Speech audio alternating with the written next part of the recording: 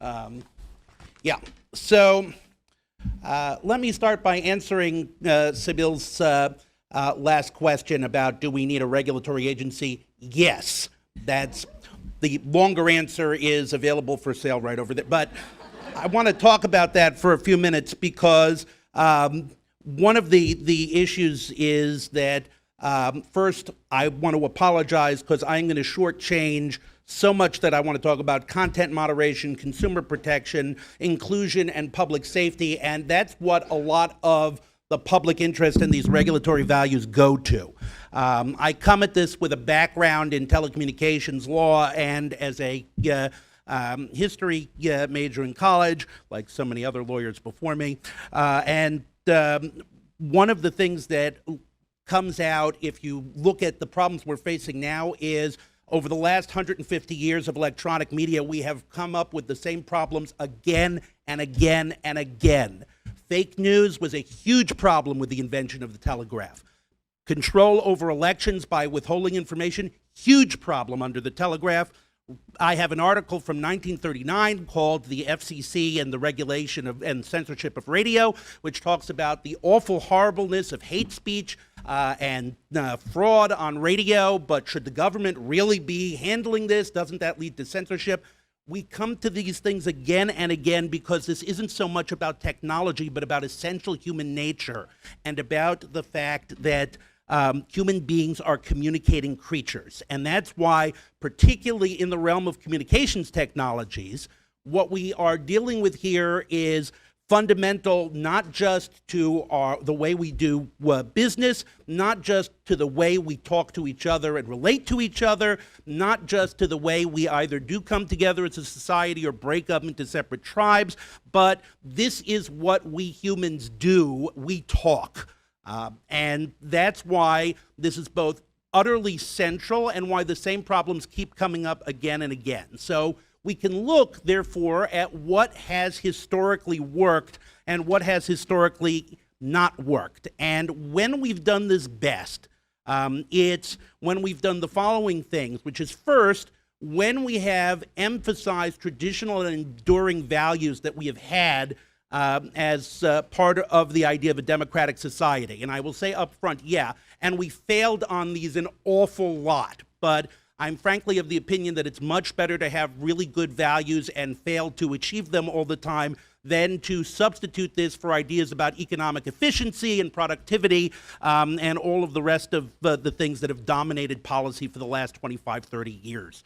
But we recognize that what government does and what is the quintessential role of government is to set these guardrails and boundaries to make sure that the private interest and the incredible powerful drives to innovate, to produce all of this wonderful economic stuff, both because it's really cool to do and because you can make money doing it, are channeled in a way that serves the public interest and not the private interest. It's also critically important to have this as a rule of law. If we are serious about the idea that this is a democracy and that we are all subject to the rule of law, then you can't outsource the rule of law to the marketplace. You know, that doesn't work. We are not here to either go down on bended knee before corporate barons or, have the indifferent market decide all of these things. As Senator Sherman said, if we would not countenance a king in our politics, we should not countenance a king over our commerce, or I will add all aspects of our social life. So when we look at the traditional enduring values, we look at, number one, universal access and competition, consumer protection, and public safety. We also have a separate set of values that have been very important with regard to news, democracy, ideas of a robust and diverse marketplace of ideas, ideas about representational inclusion so that people are not made invisible because they're not represented in the context of our national or even personal discussions. So how do we achieve this? Well, what we've usually done when we've had a technology like this is we have a government agency, because government agencies are enduring in the same way that corporations are enduring. They have powers of enforcement that go well beyond what individuals have, and they work through our democracy and elected representatives. Again, not perfectly and sometimes quite poorly. That's why we need to have a robust system with backups. But on the whole, we do a lot better when we have accountable agencies that are constituted to hold companies accountable than when we simply outsource this to the market or when we try to dictate the results directly. Because the technology evolves and the use cases evolves. The use case for radio for its first 20 years was for ham radio communication. That was what everybody thought radio was about. Broadcasting didn't come along until 20 or 30 years after radio technology was all over the place. And when it did, it completely changed the way that people thought about broadcast and radio.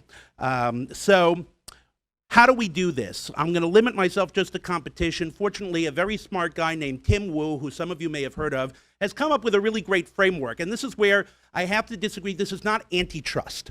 One of the critical things is to differentiate between antitrust, which assumes the market works fine, except in a specific case involving a specific company, where then you go after it under the antitrust law, as opposed to sector-specific regulation, where you say, hey, this sector has certain things about it that make it so important, or that have it tend towards monopoly in ways that are very different, or whatever it is about it that prevents it from functioning properly. That's the starfish problem.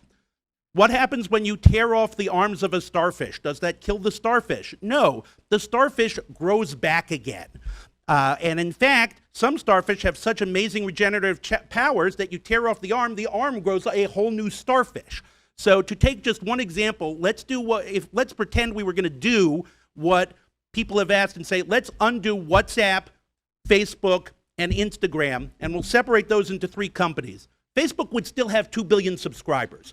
Now, instead of one giant starfish, we would have 3 starfish that would be out there, one that's dominant in messaging, one that's dominant in photo sharing, and one that's dominant in whatever we want to say Facebook does. So, and what's worse is, if that was all we did, and we didn't have things in place to keep these pieces from coming back together to promote competition and new entrants, then what would happen is we'd come back and find either 3 huge starfish or 1 super huge starfish, because there's a reason why Facebook became the dominant company. This is called a tipping point economy, where you reach a point where it's so big. In Silicon Valley, they call it blitz scaling. The idea that because of the network effects and the way these things work, you can capture the flag, and stake out the entire market by virtue of how the underlying economics work. And by the way, I will say I think that is a problem. It's not like, well, it's only a problem if they behave badly. I think, there's a subset of Einstein's theory of special relativity that says when corporations get too big, they warp space-time around them in ways that are very unhealthy for us. So, and again, antitrust doesn't care about that. If you're big just because you were really good at it, then that's cool by antitrust. There are antitrust scholars who push back against that, but at the moment, that is the law. It is sector-specific regulation, which we have done in communications time and again, where we say, this is too central to our society to have unregulated gatekeepers over this. So either we're going to break you up and force you to compete against each other, or we're going to regulate you as a boring old utility where we care about just making sure that the infrastructure happens. And, that's not necessarily bad. Under utility regulation, we have the best phone system in the world, but there are things that you lose when you do that. So when you create a regulatory agency, that agency is empowered to do a bunch of things to help actively promote competition. Some of these have to do with reducing switching costs, making it easier for people to go back and forth to facilitate. Some are about equalizing the playing field. I hate to say level playing field because this is not a sports game, and usually that's used by incumbents to say don't let competitors get the better of us. But in point of fact, if you want competition, you have to actually make it possible for competitors to enter the market, which means you have to identify what are the dominant firms and restrain them, which is another advantage of sector-specific regulation. When we broke up AT&T, one of the things that happened was the FCC said, okay, we now have to define what is a dominant carrier. And they did that. They said, okay, this is a dominant carrier, so even after the breakup, AT&T is still going to be the biggest long-distance company. It's going to be subject to special regulations that MCI and the other competitors won't be subject to.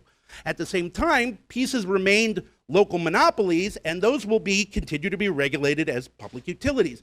That's what an agency can do. It can make those judgments. It can set up these tools to work properly and keep the positive feedback loop of competition going while still restraining the corporate power and nudging the corporations in the direction of what serves the public interest. Now, we can also, through this agency, do things more directly. So when I talk about public safety, we have a whole emergency alert system. You all did not receive a text from President Trump last fall, but we have a national wireless alert system. These things are very important, particularly as we move into the future, and social media platforms are potentially a huge part of this going forward. So we can depend on their volunteering and goodwill, or we can set up an agency that tries to do this. Consumer protection and the other issues of what we in telecommunications identify as sort of the red lion diversity principle. Unfortunately, I don't have time to get into because I see I've only got 45 seconds left.